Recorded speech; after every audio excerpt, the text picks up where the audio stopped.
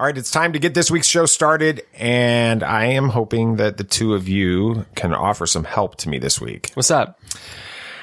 I wasn't all that thrilled. Deep sigh. I know. I wasn't all that thrilled with the finale of What If. So I need each of you to tell me why I'm wrong in one sentence. There's a second season coming. Just give it a chance. It's not over. Okay. All right. Sam? I may not be able to convince you. I might need some convincing myself. Oh, wow. BB Nate, you're going to have to be the light side on that segment. As usual. We'll get started and talking about this in just a minute. It's time for Tatooine Sons. It's true. All of it. What is the name of the porg on the Millennium Falcon? Force is strong in my family. What do you think his name is? It's a big moment. I am a Jedi, like my father before me. Maybe Turbis? Do or do not. There is no try. Turbis? Pablo, if you're listening to this live stream, that porg's name is now Turbis. It's a good Star Wars name. We're not done yet. These guys recorded an awesome podcast called Tatooine Sons. Everybody was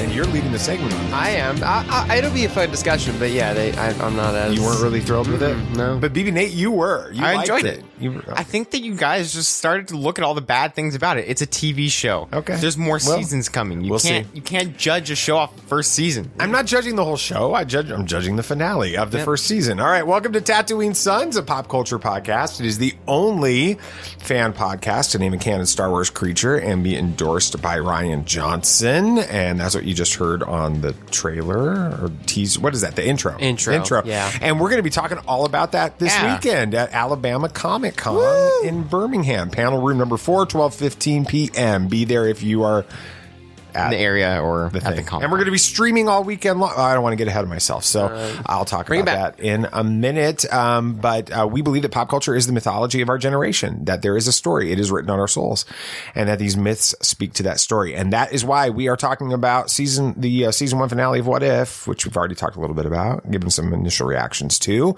We'll also talk about Akakiri from Star Wars Visions and all of the amazing stories set to come out in DC Fandome next weekend. Yeah. I am David. I'm the dad. Hi, Dad. Hello, gentlemen. And I am honored to be joined every week by my brilliant, amazing, and handsome-looking sons. Just got their haircut this morning. Looking good on that. Gotta look fresh for the panel. Right? Exactly. BB Nate, and Fandome's coming. It is. And I seriously don't know how they're going to fit all of this in 4 hours. Yeah, last year's was like 12. Yeah. Yeah, it's going to be a fun 4 hours for sure. Yeah. Sam, obviously you're going to be leading the conversation on What If. Yeah, I'm pretty sure. I think I'm convinced that if we don't see Tony die in the episode, it isn't as good of an episode. Gosh, you're like, sadistic. You like I don't like Tony dying, but I'm just seeing correlation, causation. Yeah. What are you talking about, though? Well, Akakiri from Star Wars Visions. I don't think it's getting nearly the love that it deserves. Yeah. It's a critical, it's on the bottom of a lot of lists. I don't know why. That's because we haven't had a chance to talk about it yet. People haven't figured it out. But before we get into all that, I just want to welcome all of you listening to the show. Thank you guys so much for tuning in. If you are a new listener, maybe you've only listened to a couple episodes and you're just trying to decide on whether or not this Tatooine Sons thing is for you, we hope that you will take just a second, subscribe or follow or whatever it is on your podcast app, so that you make sure that you get updates every time we have an episode. Thank you for doing that. For all of you that return every single episode to listen, thank you guys so much for being a part of this.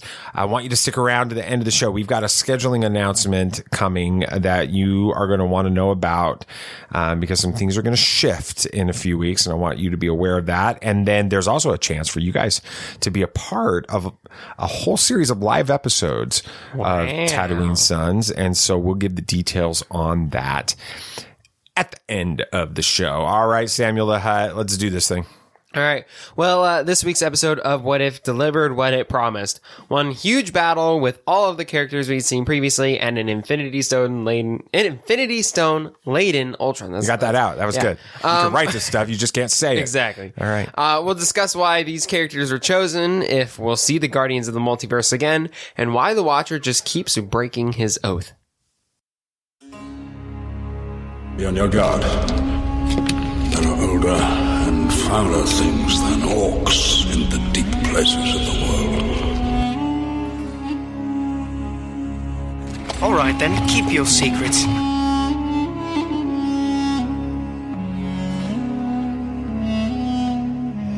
coming to us is as the footsteps of doom.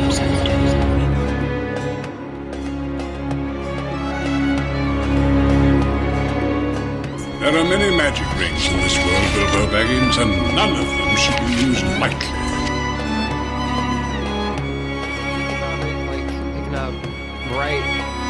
It was like a mirror of Winter Soldier.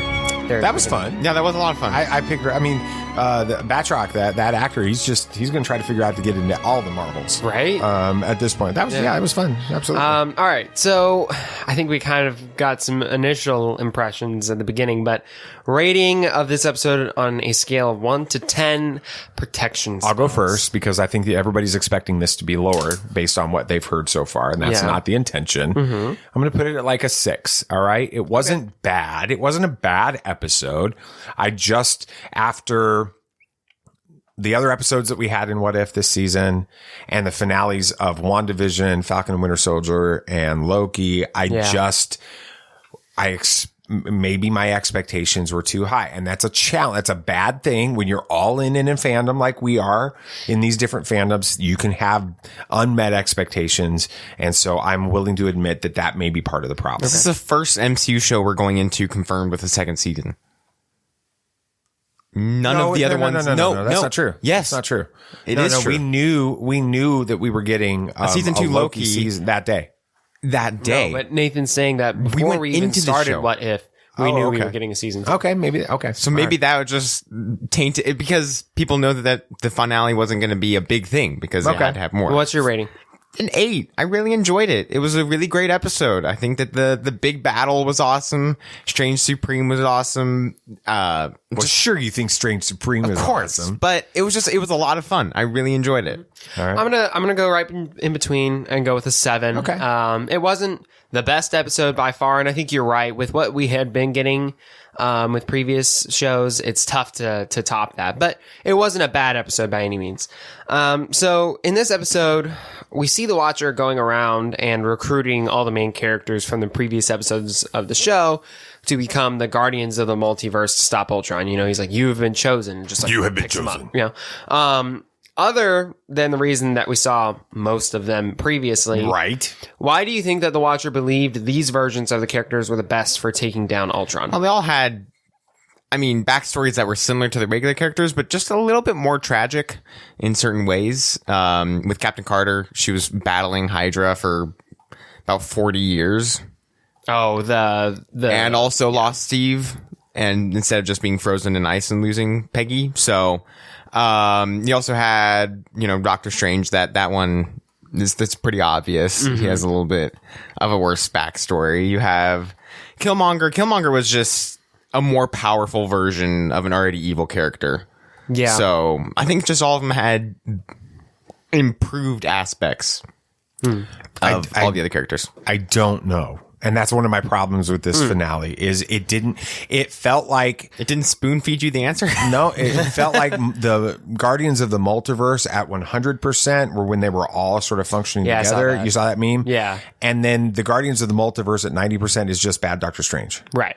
And so the rest of them are just sort of there. I don't understand why we needed Party Thor. I don't understand why. Captain Carter's cool. She's arguably better, though. The only one of the other characters outside of Doctor Strange that seemed to have a reason for being in this moment was the Natasha from the universe that Ultron won in. Yeah. Because she brings the arrow with the Zola virus in it, and she understands how that works. Other than those two characters, it could have been any random Avengers or MCU characters from others. And that's one of the reasons that this episode struggled for me. Yeah, I agree. They, like I was saying, it felt like the only reason they brought them in was because we had seen them before. Well, most of them. You know, we see Uatu recruit a different version of Gomora that we hadn't seen previously in the series. Right. This is probably from that 10th episode that was moved to the second season. Which I don't know why. Yeah. COVID. Yeah. Delays. No. Delays. They couldn't Okay, produce it. why are you saying that that's not true? It's been reported that was delayed and they couldn't fit it all into this. So they had to pick an episode to cut. Exactly. They had Which, to pick an honestly, episode. why didn't they cut the episode where, like, all the Avengers were killed by Pym? There was no character from that was taken in. But there was one that was put into it in the finale. You could have gone into any universe. And Black Widow was put into that universe. Right, but and that leads into he the second explained season. this was just a universe where Nat died. We didn't need to see a whole episode to explain that. Yeah. Okay. I get that they said it was COVID, but I do feel like the way that animation works, it's not as, if it was already produced, then they could have stuck it in there. They could have fixed and adjusted things. It just, that episode, the Gomora episode not being in this was another real, it took me out of the story in the first 5 minutes because I paused the show and I'm like, we've not seen this storyline. Yeah, the episode before. where Tony doesn't die. Right. They cut that one. So again, good story. I don't have a problem with the story. What I have a problem with is those two pieces of the story. The most of the Guardians of the multiverse didn't really need to be there. They could have been any of them. And the Gomora episode not having been in this season meant that we had no understanding of that, and it took me out of the episode. And so, anyway. Yeah, I agree. But as you kind of mentioned, this episode was, really just one massive fight with callbacks to all the previous episodes. And I mean, it was fun. I think we were all here for that. That's Great kind of what you were fights. expecting. Awesome. It's like Endgame. Yeah. But throughout the fight, it seemed like Strange Supreme was the one carrying everything. Ultron even comes to that conclusion at one point. But we see this version of Strange be able to withstand the full force of all 6 Infinity Stones. Eventually, at the end, he's tasked with watching over that pocket dimension to ensure the safety of the multiverse, right?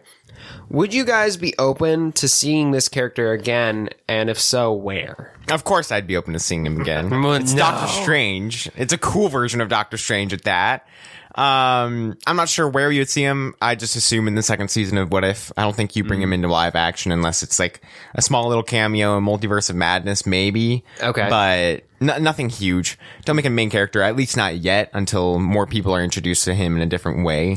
I think it makes perfect sense for him to come back in season 2 of What If. I think that didn't he like swallow the Hydra monster from the first episode? Didn't we come to that? Yeah, conclusion? he had absorbed it. Yeah. So, and it started to like come out.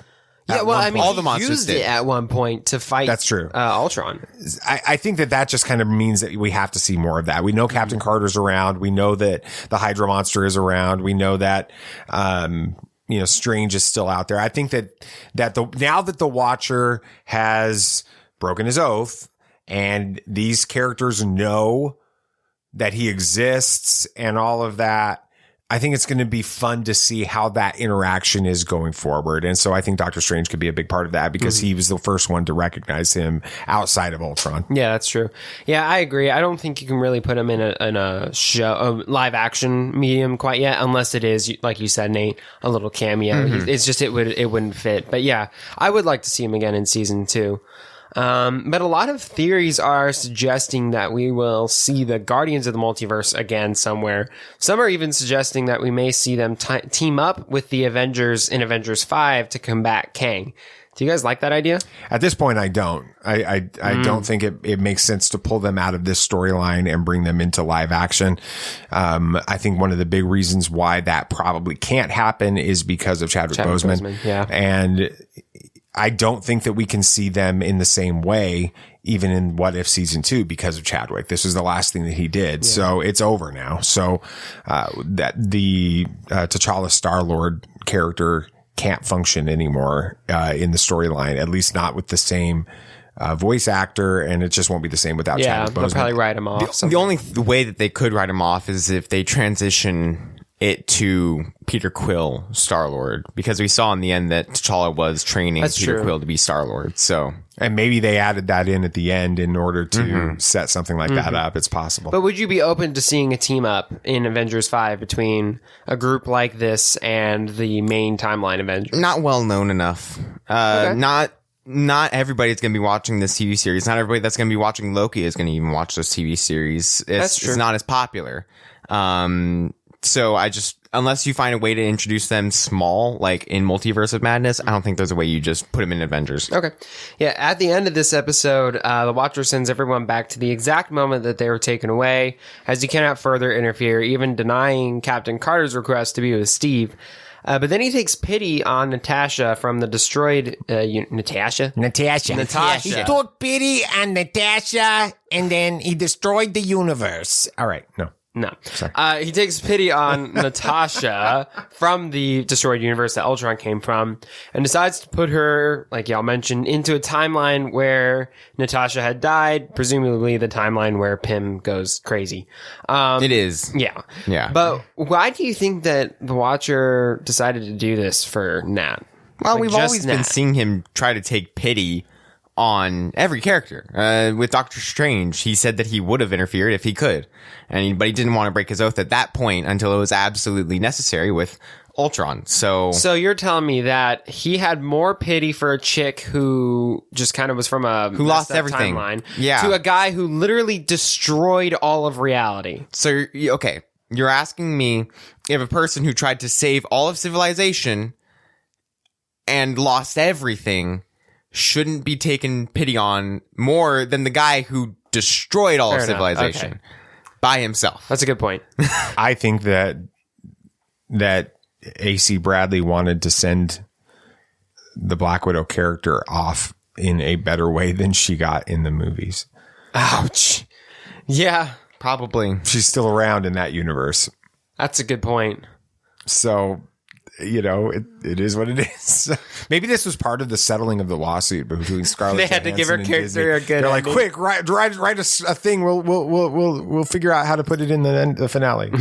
You've got 4 days, so probably not. That's funny. No, but you make a good point, Nate. That is an interesting point. I hadn't thought of that. I'm full of this. So yeah, sure. Well, you're full of something. I don't know. And then there's that post-credit scene, which is why, the Watcher didn't grant Peggy's wish to be with Steve. As in that timeline's Black Widow from the, this version of the Winter Soldier discovered a crate with the Hydra Stomper and apparently Steve inside of it. What do you guys think this is? Is this timeline's version of the Winter Soldier character? I have a feeling this is the Watcher interfering again, just because he wanted to take pity on him. I mean, Carter was willing to give up absolutely everything on her timeline to be with Steve, so might as well just put Steve back into that timeline. And I think it was part of the timeline, and I do think that, if you recall, going all the way back to the very first episode of this, that we thought that they were setting Steve up to be the Winter Soldier in one scene, and we didn't. They didn't give that to us. I think that they're going to actually develop that in the second season, and I think that it's going to break everybody's heart. That's going to be hurtful. Almost as bad as when they kill Tony Stark off. That one that survives the Gomora in the Gomora timeline, they kill him off. Yeah, they'll kill him off. Season 2, episode 1, baby. All right. Yeah, just to get us started. Well, yeah. Well, fortunately, as we've been discussing, What If has been confirmed to be getting a season 2, but we're unsure as to when quite yet. But this series has done something that no series has done before. Kill Tony Stark multiple times. No, I'm kidding. It's shown us a new side of all of our favorite characters and given storytellers new creative freedom, and I'm all for more. Yeah. And more Tony Stark, right? Yeah. Even if they kill him. You actually if they kill him. All right. Let's bring him back. Good job. Great segment there, Sam. Thank you. I appreciate it. All right, let's go into some bad news. This week's features mythical Filoni verse, the return of some old Marvel stars, and one of the worst out of context quotes that we've ever talked about. Hello, what have we here? Achuta, Star Wars, Marvel, DC, Disney, Star Trek, and even sports fans, we've got a big surprise for you. That's right, Samuel. The Tatooine Sons is proud to announce that our show is now sponsored by cufflinks.com. Yeah, cufflinks.com is a family-run business owned by three brothers who are huge Star Wars fans. But they have so many other brands too, including Disney, Marvel, DC, NFL, college football, Roll Tide, along with classics like Jan Leslie, A Dachshund Bull. Now, as hard as it is to believe, Christmas is just around the corner. So thanks to cufflinks.com, we just made shopping for the sharp-dressed Star Wars fan in your life so much easier. They have over 3,000 items on the website, covering not just cufflinks, but ties, tie bars, socks, money clips, and other great gifts. And we're saving you money. Just use the code Tatooine15 at checkout to receive 15% off everything on the site with no minimum order required. It's such a great deal. Yeah. So head on over to cufflinks.com today. And remember, use that code Tatooine15 at checkout. Impressive. Most impressive. All right, let's get to some bad news. Well, you want the bad news or the really bad news? All right. Headline 1, Favreau and Filoni's sequel trilogy could have featured Grogu and Ahsoka. Wow. Yeah, wow. Our friends over at InsideTheMagic.net are stretching this headline pretty far this week. You guys, I think you did this last week, Sam. I'm going to get your guys' feedback. When you hear this, what do you think it implies? I think it implies that, they were planning on making a sequel trilogy or something. Yeah. Or they could retcon the sequel trilogy and make a new one and bring in these characters from the Mando verse or whatever as people are calling it. Yeah. I guess that's what they're trying to imply here. It makes no sense. But. Yeah, that's exactly what I was thinking. Well, that's not what's happening here at all. This is nothing more than an entire article built off of a Reddit thread speculating about what Favreau and Filoni would have done if time was rewound and they were put in charge of the sequel trilogy in 2012 when preparations for The Force Awakens began. It's just speculation, and that is why I'm going to give it a clickbait level of 6. We've had worse. We have had worse. That's pretty chill for us. Exclusive: Nicolas Cage and Wesley Snipes wanted by Kevin Feige for Marvel return. Nice. This one is from Giant Freaking Robot, back at it again this week with another unnamed but trusted and proven source who claims that Kevin Feige is planning a Secret Wars movie event. I'm so excited. I've been waiting for a Secret Wars movie. It's to rival Infinity War and Endgame. In it, he's working feverishly to bring back Nicolas Cage's Ghost Rider that everyone loves. Everyone hated. And Wesley Snipes' Blade it was very well loved. Yeah. For a multiverse extravaganza. Again, as we've seen before, they pretty much can say whatever they want and credit these trusted and proven sources. This seems highly unlikely, and because of that, we're giving this headline a level 7. You can't forget the Ben Affleck Daredevil as well. Oh, well, he's coming too. Yeah, he has to. And but it's the other way around. Ben Affleck is actually working really hard to get Kevin Feige to allow him to come back. So, you okay there? You drop your paper again? Well, it was a little difficult. So, Ben Affleck screwed up the Batman franchise, says George Clooney. Nice. So, even as a diehard Batman fan... That's the pot calling the kettle black. Right. Even as a diehard Batman fan, I can't watch the George Clooney Batman movie. It's terrible. And George Clooney is on record as recently as this week agreeing with this. And when in an interview with Variety magazine, he answered a question about whether he would appear in The Flash by saying, when you destroy a franchise the way I did, usually they look the other way when The Flash comes by. This makes our headline from Epic Stream sound as crazy as it is. Epic Stream actually quotes from the same article completely out of context when Clooney makes a joke about working with Ben Affleck in the Tender Bar. The article says, Variety recently caught up with the A-lister during the advanced screening of his latest film, The Tender Bar. So this is the article from Epic Stream. Epic Stream. So this is what they're saying. Yes. Okay. Where he jokingly threw shade at Affleck when asked why it took so long for them to work together after 2012's Argo. Clooney said, I didn't want to work with him for obvious reasons. Clooney later joked, he screwed up the Batman franchise that I had made so solid. Oh. So it's like this really... But that quote is in the exact same Variety article later on, isn't it? Oh, that's insane. Clooney isn't saying Affleck screwed up the Batman franchise. He's saying that Clooney himself did and joking about all the fanboys that said that Ben Affleck did. And that's why this headline gets a clickbait level of 9. 9. Ouch. All right. Why don't we move on from this? After taking the break last week to talk about Lego's Star Wars Terrifying Tales, if you haven't listened to that, go listen to it. It was good. It was fun. Go watch it if you haven't watched it. Yes. Well, watch that, but listen to our interview too. Anyway, we're back this week to take a deeper look at one of the amazing shorts from Star Wars Visions. Now, on the surface, it would appear that Akakiri is destined to be nothing more than a mashup of the Hidden Fortress and Revenge of the Sith. Yeah. But appearances can be deceiving. Bulky religions and ancient weapons are no match for a good blaster at your side, kid.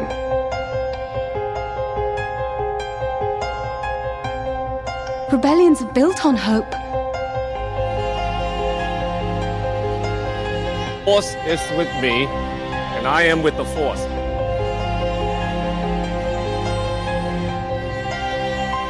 If you live long enough, you see the same eyes in different people. It's kind of interesting to hear that Henry Golding voiced the main character in this episode. Yeah, I was watching it when we watched the screeners before, and I'm like, I know that voice. Yeah, I know. We were all like, I know that voice. And then we realized who Henry Golding was. So, yeah that was awesome. Fun. All right, let's get a summary so we can all catch up on Akakiri. Same page. Because it's been out for a couple weeks, and some of you may have watched it once or twice, but hasn't been a while, so kind of like these two. A princess ousted by a traitorous relative enlists the aid of a Jedi Knight to help her reclaim her throne. The Jedi, however, is tested by harrowing premonitions stemming from the darkness lingering within him. To what lengths will he go to protect his charge? Dun, dun, dun. Dun, dun, dun. All right. Rating on a scale of 1 to 10, Hidden Fortress connections. Go, Sam. There were a lot in this episode. I'm gonna give it a 8. No, 9. 9.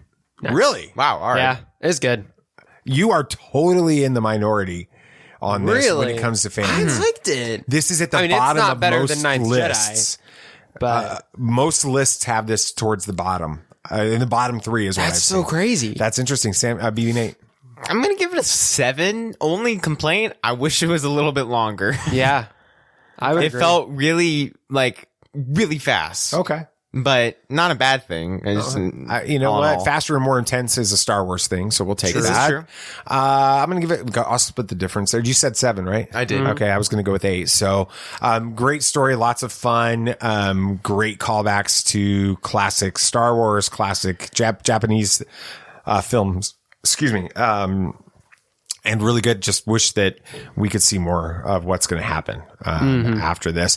There's some really interesting connections in here. Again, we're not going to do a breakdown of the short. You can go watch it and make decisions for yourself on whether or not you like it. But I do think there's some things within it that are really an interesting tease. And some of this we learned in the behind the scenes featurette that's also available on Disney Plus. They talked a little bit about this, but I want to talk about the meaning of the word Akakiri. Okay. With it. It's got so many different levels, and you know, as who I am when it comes to like Hebrew words and how they have multiple meanings and they can do things. You love this stuff. That's my geekdom. So when I started finding out all this about the word Akakiri, I was like, this is great. This is awesome. The literal meaning of the Japanese word Akakiri is the word custody. But in Japanese, it kind of means something a little different than what we think of with that. It's more about the connections and the ties between two people. Sam, when you hear that, how does Akakiri, that word, that idea, that Japanese phrase, how does it play into the story?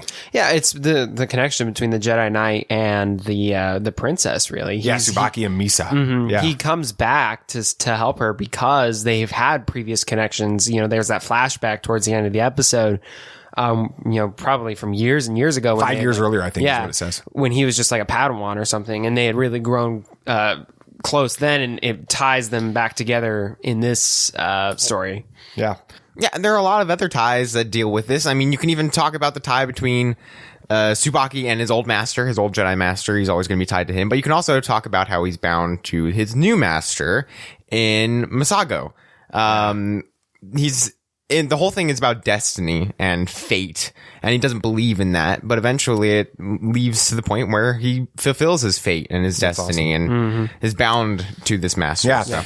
The word Akakiri can be broken down into 2 Japanese words, and then it changes the meanings. And they actually talk about this on the behind the scenes featurette. The word Aka means red, and the word Kiri means haze. And this is really intentional. Yeah, from the director. Yeah. In the behind the scenes featurette, he mentioned it. And because that's right. It was a she. There are a lot of featurettes. But she mentions that throughout the red episode, a red haze starts to go gradually more and more over to the point where it's fully red. So once he gives in. Yeah, to the point where it's like he can only see, like the idea of seeing red is there and stuff. It's really cool. Really interesting storytelling. It is. And I love the way that they do that kind of thing in anime. They like tell the stories that way. And that's one of the things I've loved about learning about anime through this series.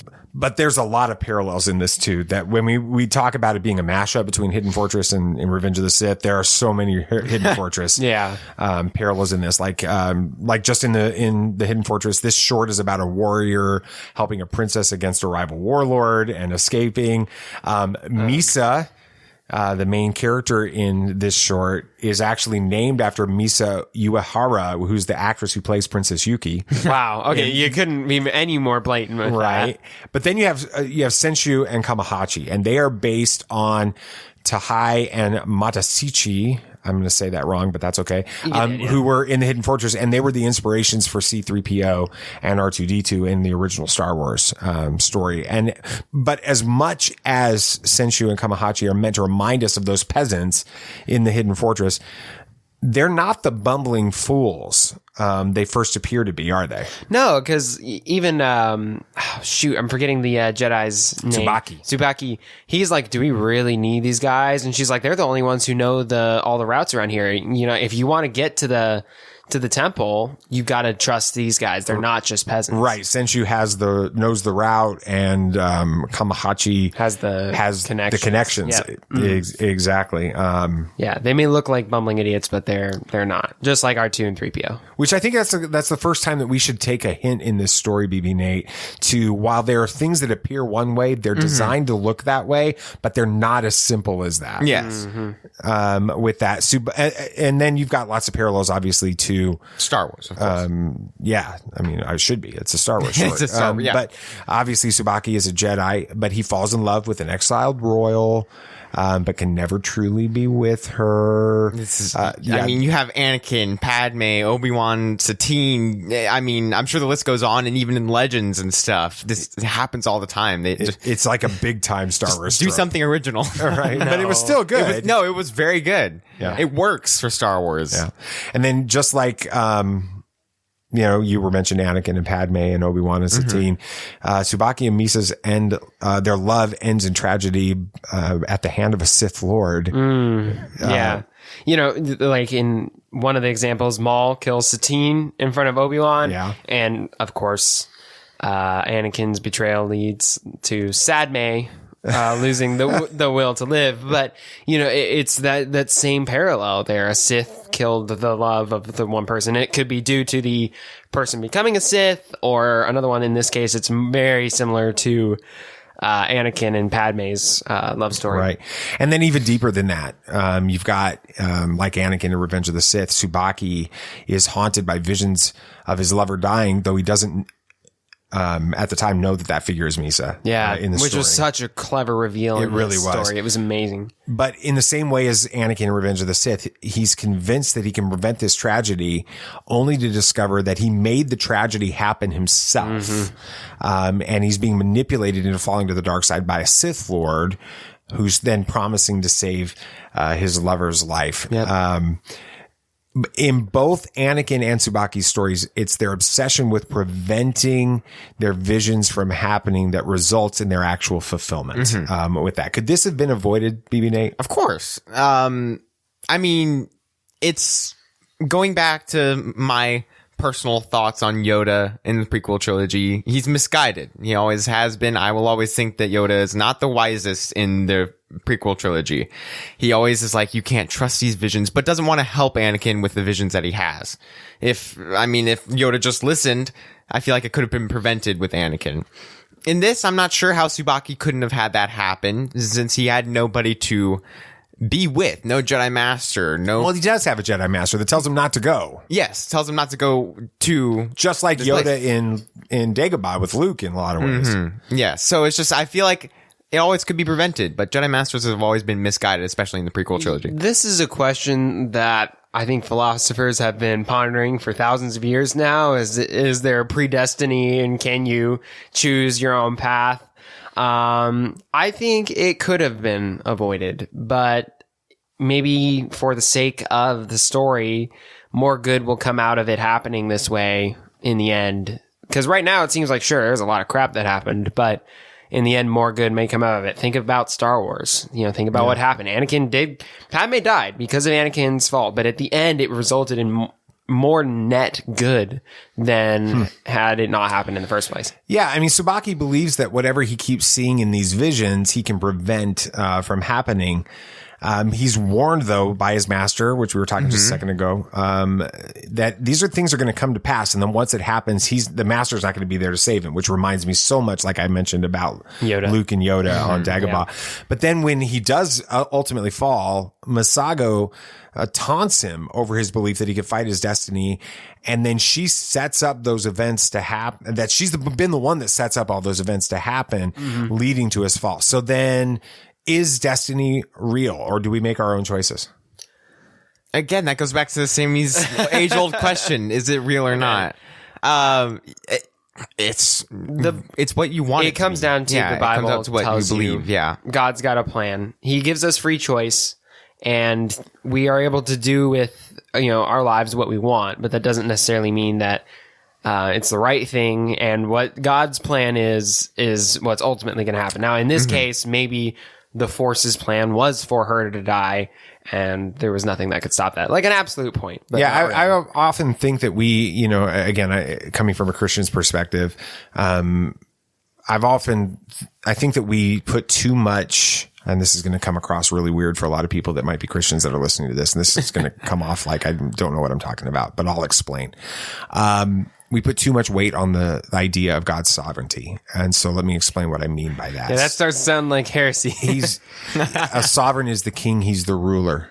That's what the word sovereignty comes from. Right. The idea of him being a sovereign, a king. Yeah. And the king is in full control over his kingdom. He rules over his kingdom, and the decisions that need to be made that affects his kingdom are made, and he is the ultimate authority in that. Makes sense. But he does not control the day-to-day decisions of the people that live within his kingdom all the time. And I don't think that means, I'm not saying God doesn't have control over our lives. What I am saying is this is the answer to the age-old question: does God allow evil? Evil happens. Oh, yeah. Evil happens, but God's will is always going to be done. And so I think that sovereignty is God's purposes and will. And so you can apply it in like Star Wars to destiny and things like that. His purpose and his will always be accomplished regardless of the circumstances happening beneath it. His will always be accomplished. And so destiny will be accomplished in the Star Wars world, even though people's choices may not be directly affected by that, with it. So we might as well just jump into a dad moment. We got 2 this week. Exactly. I am your father. Star Wars stories are obsessed with this idea of destiny, but it's a mistake to believe that destiny is unavoidable both in Star Wars and in life. Darth Vader's fall to the dark side convinced him that his son Luke Skywalker would ultimately give in to destiny and join him.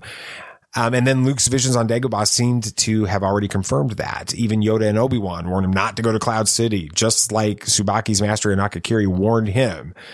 But unlike Tsubaki, Luke resists the dark side when he rejects fear and hatred and embraces the light. And too often, destiny is just another way of describing the easy path that leads to the dark side. To overcome it, we must choose the narrow, more difficult path. All right. That was There we go. Good segment. Thanks. You always compliment us. Segment. Thanks, BB Nate. We're going to talk about movies, right? Yes, we are. And it may be no time to die for James Bond, but for us, it's no time to see it on opening weekend, sadly. We've got a couple of new trailers, including one with Andrew Garfield, but he's sadly not the Amazing Spider-Man in it. And that's all next on Movie Moments. This is Pete Fletzer from Around the Galaxy. And this is ATG3, also from Around the Galaxy. And we are excited to tell you about Podathon 2021, taking place on November 6th, starting at 9 a.m. Eastern and running into the night, raising money for Make-A-Wish. That's right. 15 Star Wars podcasters and YouTubers are coming together for an all-day event. Wait a second, an all-day event? Are you kidding? How much are we doing? Well, I am one of the hosts along with Scotty J. Rowe from the Bombag cast, so I'm going to be on and off all day long. I think I'm busy that day. November 6th? Yeah. I'm having my motivator service that day. Fine. It seems a little selfish, but fine. Well, who's going to be there? I'm glad you asked, because among big-name guests from the Star Wars universe, including authors, actors, and personalities, the day is going to feature some of the best content creators out there. So you're not doing a show? Yeah, nice. No, we are doing a show, but you're also going to get Star Wars Explained. Ooh, Alex and Molly. Tatooine Sons. Ooh, I like those guys. Tarkin's Top Shelf. Great book stuff. Podcast of the Wills. Your buddy Nick. Pink Milk. Yummy. The Imperial Senate Podcast. Claire. Bombad Cast. Ooh, who are they? Beyond the Blast Doors Live. Remember them? Broaxium. Comic book guys. Geeky Waffle. Geeky what? Force Connect. Ooh, I hope Raven's there. Holla Chronicles. The Toy Boys. And Blue Bantha Milk Co. From Down Under. Well, that really is actually a good list. Yeah, I thought so. I'm going to see if I can get a guest spot on that Force Connect so I can leave the old politeness filter down, you know what I'm saying? You have a politeness filter? Yeah, well, I mean, it got damaged during the Clone Wars, but... Yeah, okay, that's what I thought. Why don't you just read your bit? I will.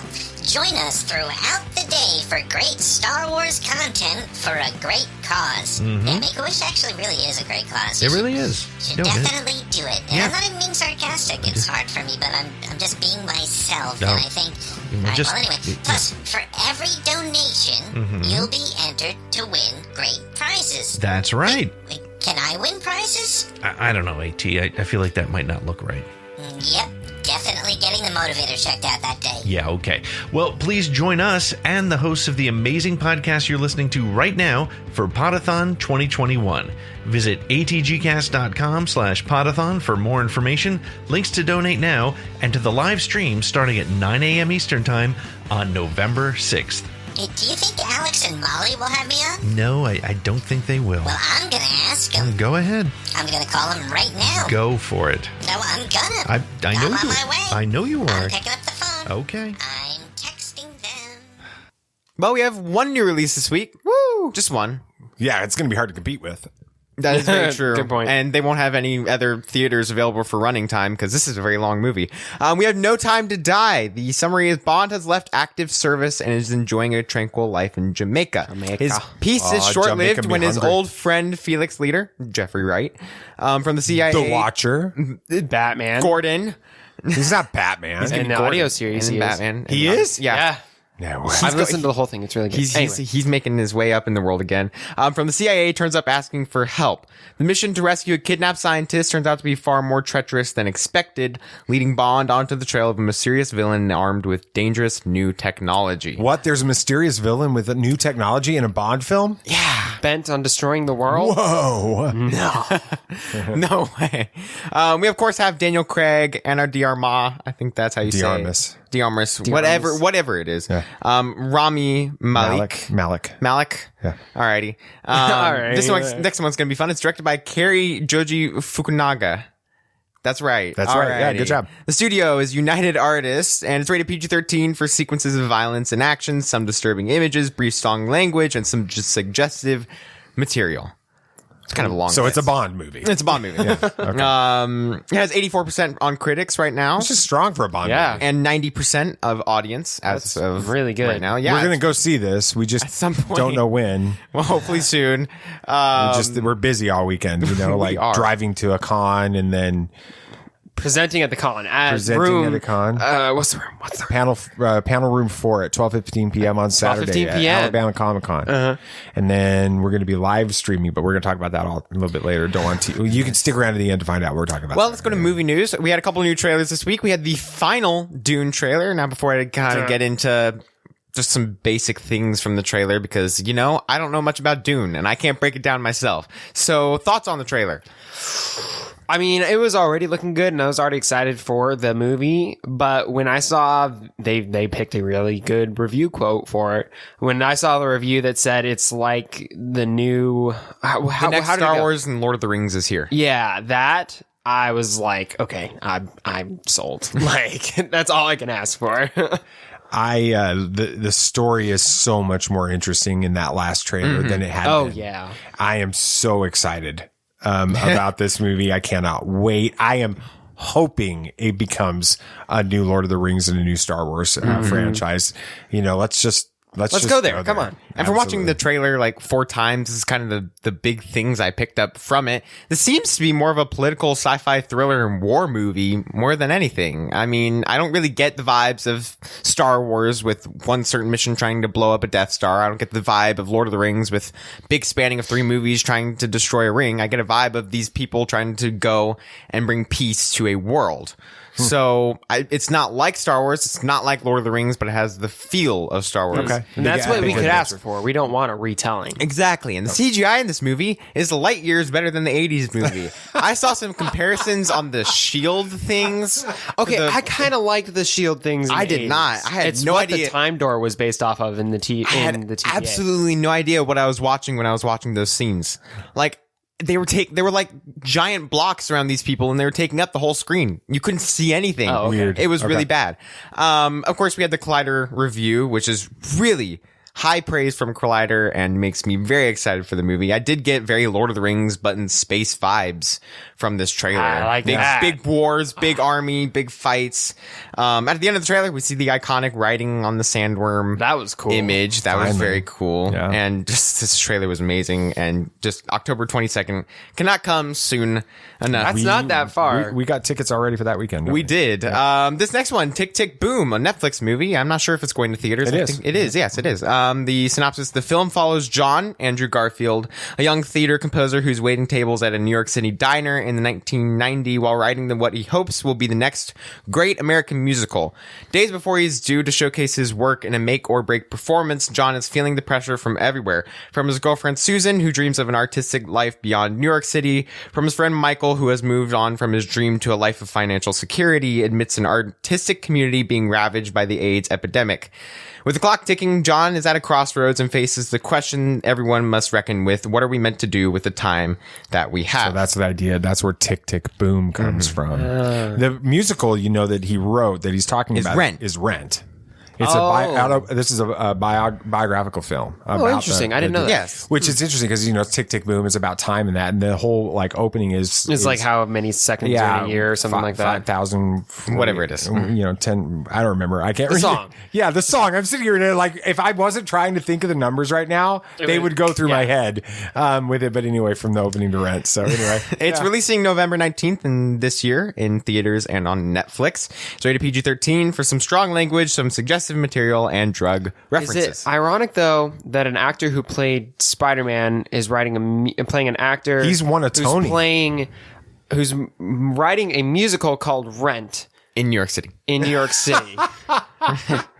I think there's some irony there. There is some irony. All right, yeah. All right, big deal. Point. Box office numbers. Venom Let There Be Carnage is not surprisingly taking the first place with $90 million. Wow. That's really good. Wow. Addams Family 2 is actually surprisingly taking the second spot. I thought Many Saints of Newark would take it, but they're clocking in at a solid $18 million for an animated sequel with going up against Carnage. that. Yeah. Shang-Chi actually comes in at third place with $6 million. Still a strong showing for that far into and this. Many Saints of Newark kind of bombed with $5 million. Ouch. Yeah, that is not good at all. Yeah, that feels bad. Well, I get another segment right here. I know, this happens sometimes. This does happen sometimes. You're so actively engaged in this show. I'm very actively engaged. DC Fandome, the sequel, that's not what they're calling it, but that's what I'm calling it, is coming up soon, and I'm super pumped for it. We're going to talk all about the things we can expect and speculate a little bit, so just let's get to it. Have you ever danced with the devil in the pale moonlight? Yeah, I can fly.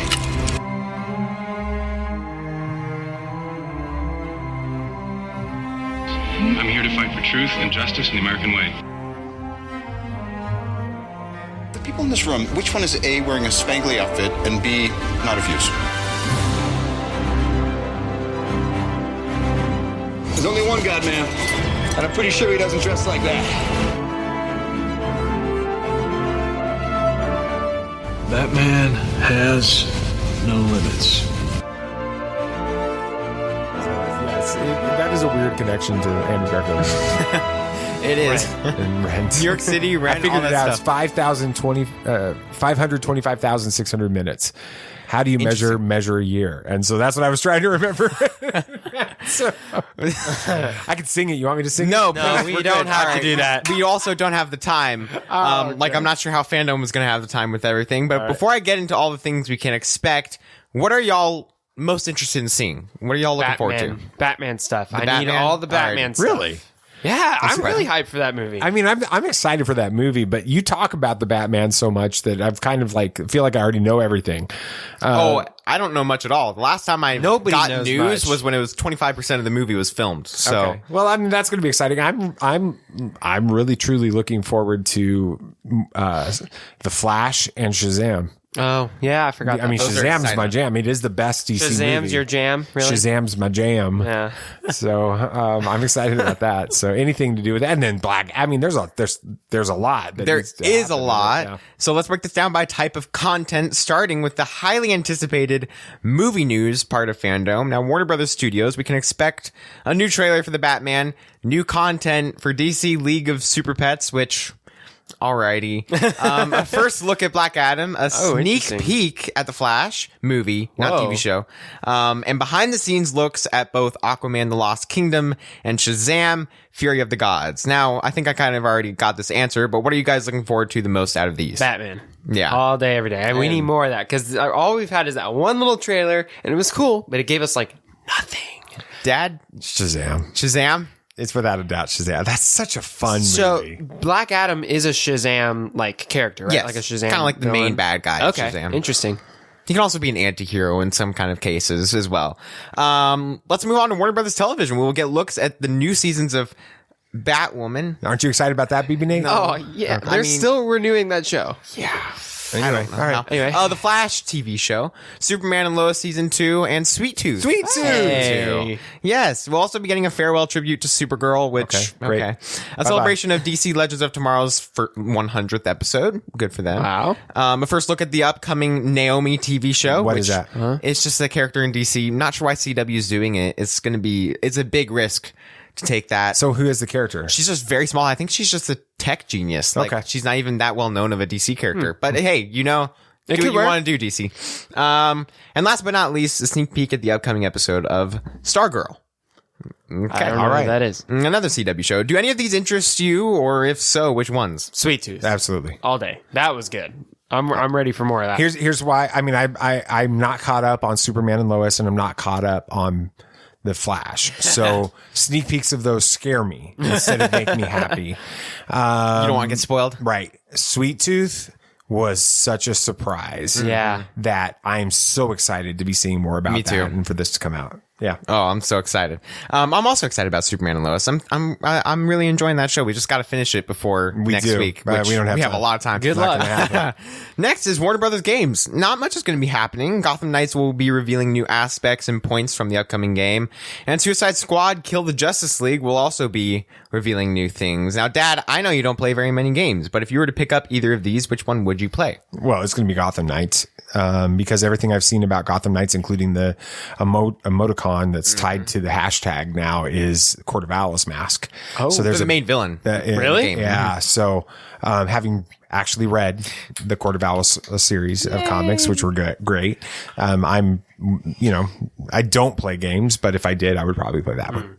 Yeah, same here, because I didn't even know there was a Suicide Squad game coming up, but frankly, I don't really It's going to be set in the universe of the Arkham games afterwards. Brainiac comes and controls the minds of the Justice League, and the Suicide Squad are tasked It'll be with set in destroying Arkham. them. Interesting. Okay, well, makes it more interesting. But I would go with Gotham Knights. Is it supposed to be like an Arkham style? No, it's supposed to be like kind of an RPG-esque co-op. It's a co-op game, so you can play with other people and stuff.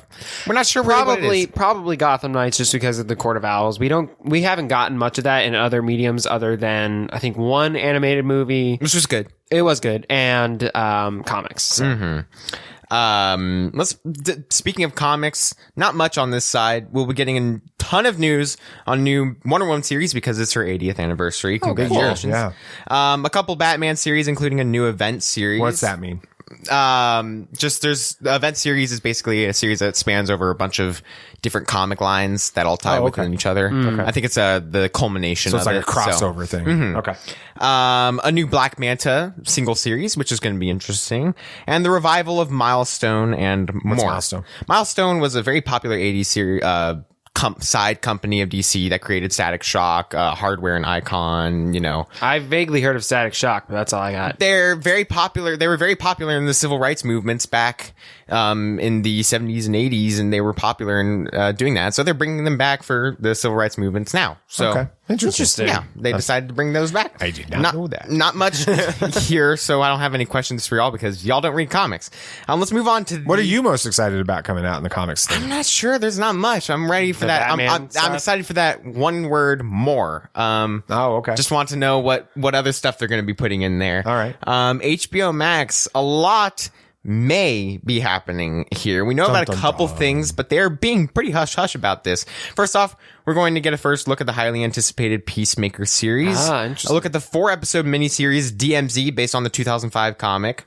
They already confirmed that they will have a few surprises and first looks at new series and returning ones like Titans and Doom Patrol.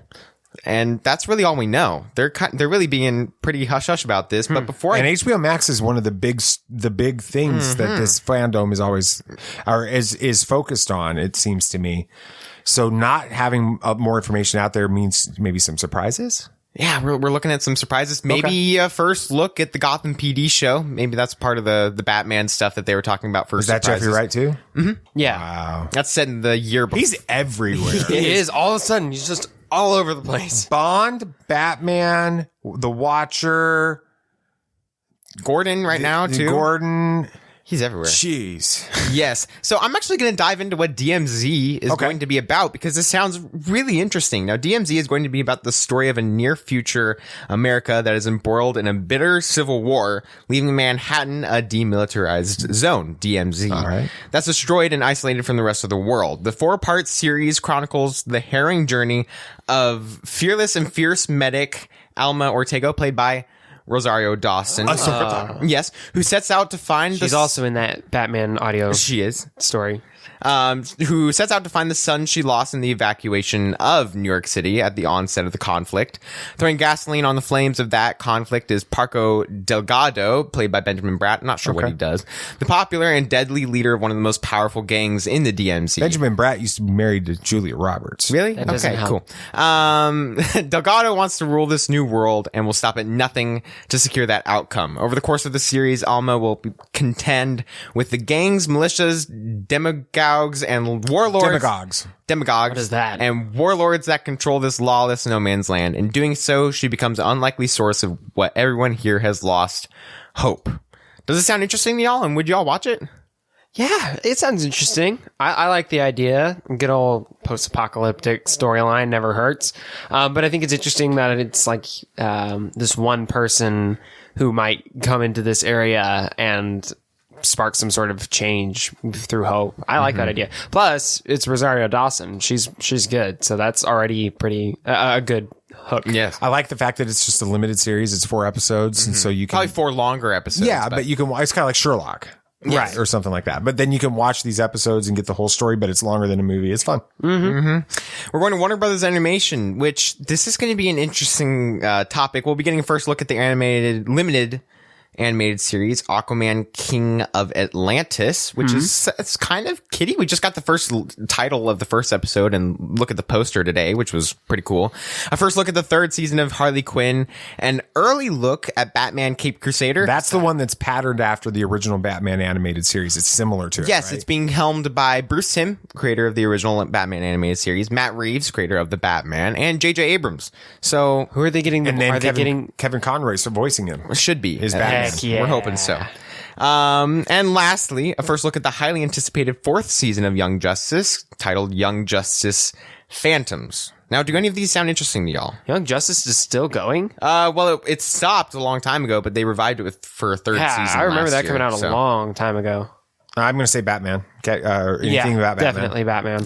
Just anything about Batman. Well, no, because the chance that it might be Kevin Conroy. Exactly. I like that. That would be cool. Idea. I think it's going to be really good. Now we're going to the animated movie segment. This is going to be the last segment. You mean the home entertainment? No, well, that's the company, Warner Brothers Home Entertainment. We'll be getting a sneak peek at Injustice and a trailer for the new heist movie, Catwoman Hunted. Oh, interesting. She's getting a solo film. She is. It's going to be very anime. Like, I saw the pictures. It's very anime. Okay. So it should be kind of interesting. I mean, we're more open to that sort of thing now since Visions, so. I guess so. Are y'all interested in watching Injustice, which comes out actually 3 days after Fandom? I still have yet to watch that other trailer. Oh, okay. With was it the red band one? Mm-hmm. Yeah, I don't know. I haven't watched it yet. Have you, Dad? I have to watch that to give an opinion there. I'm a little nervous. I'm a little nervous because they're going to be having to cover a lot in the confirmed runtime with now, which is an hour and 18 minutes. Wow, that's short for that story. It's worrying. Now, okay, this is going to be the fun part. Go absolutely crazy and give me one thing that y'all would like to see get announced. It can be absolutely anything. I think we both have the same idea. Zack Snyder shows up at the end and they announce they're restoring the Snyderverse. Yeah. They're going to make the Ben Affleck Batman. They're going to make Man of Steel 2, and they're going to continue the story from Justice League, Zack Snyder's Justice League, and we're going to see those 2 further movies made. That's what I was going to say. You go crazy for a different one. Just like absolutely insane. Batman Beyond series. Live action Batman Beyond People are series. wanting Michael Keaton to play an old Bruce. I would be cool with that. And then somebody is Terry McGinnis. Yeah, I really want that because I liked that series a lot. Also, Ed Boon is confirmed to be showing up, the head of NetherRealm Studios, who helmed Injustice, the video game series. Oh, okay. So we might be getting an Injustice 3 announcement, which was leaked a few months ago. So, when did the last game come out? Like right at the launch of PS4, so a long time ago. Okay. This is going to be an amazing day for DC fans like myself, and I'm a little scared of how excited I am for this. Now, DC Fandome will be on October 16th, starting at 10 a.m. Pacific Standard Time. Well, that was awesome. You got through good all. segment, You got all of that out. Even though there's so much to talk about. I'm not sure how they're going to fit that in 4 hours. I don't either. That would be fun. One thing after another. We'll talk about that. All right. Anything else you guys want to talk about? Anything else? Catherine Hahn signs a new deal with Marvel Studios to reprise her role as WandaVision's antagonist, Agatha Harkness, in both films. It was Agatha all along. You really didn't have to sing it. I did. In both films and Disney Plus shows. Interesting. So we're not done with her yet. No, I never expected to be. All right. Of course, we have more to do. Cobra Kai star Tanner Buchanan. Okay. It's like Buchanan Barnes. Alrighty. Bucky Buchanan Barnes. That's exactly what it is. Tanner Buchanan wants to play Robin to Robert Pattinson's Batman. Oh. I can't figure out who Tanner is. BB Nate's reacting with aversion to this idea. Yeah, no. Oh, no. Year 2 Batman doesn't need a 20-year-old Robin. Okay. Yeah, good point. Star Wars have announced a bunch of new books coming out. There's going to be books with Luke and Lando and Obi-Wan and Anakin and Obi-Wan as a little Padawan. Really? And some crazy stuff. We are getting the story of Luke and Lando and Ochi Bestoon in that story. Ooh, interesting. About time. And Rey. Like they're talking about so we're going to, the backstory that everybody has been kind of hoping we'd get, we're going to get in that book. So that's exciting. Very cool. All right. Awesome show, guys. We got some announcements here. I've been talking about it. First announcement, tomorrow, and Sunday, Alabama Comic-Con. We talked about it a lot. The best part about it is for you because we know that most of you aren't, planning on going to Alabama Comic-Con. If you're listening to this Friday evening or sometime Saturday, it's going to be hard to get tickets and get there on time. So no, if you really truly cared about us, you'd make it happen. I'll talk to him after the show. Okay. But you can participate in our appearance at Alabama Comic-Con because we are partnering with bullhorn.fm to live stream throughout both days. And so what you need to do is go to the website bullhorn.fm, or you can go to your app store on your phone, both Android and iPhone, and download the Bullhorn FM app, and then find Tatooine Sons on there and follow us. So when we go live tomorrow morning before our panel, afterwards, after the panel, we're going to be bringing on some special guests throughout the week, some cosplayers, anybody that wants to come on. We're going to talk about, it's going to be a Tatooine Sons free for all. We have no script for the Bullhorn stuff. We're just going to go with it. We're going to be on the show floor, live streaming throughout the weekend, and you get to participate. So make sure that you get that Bullhorn FM app and follow us on there so that you get notified when we are on the air. That's going to be fun. BB Nate, you did such a great job talking about DC Fandome. Why don't we do some special live stuff after DC Fandome next weekend? Yeah. When the whole thing is over, we're going to go live on Bullhorn FM and we're going to just talk about what happened with that.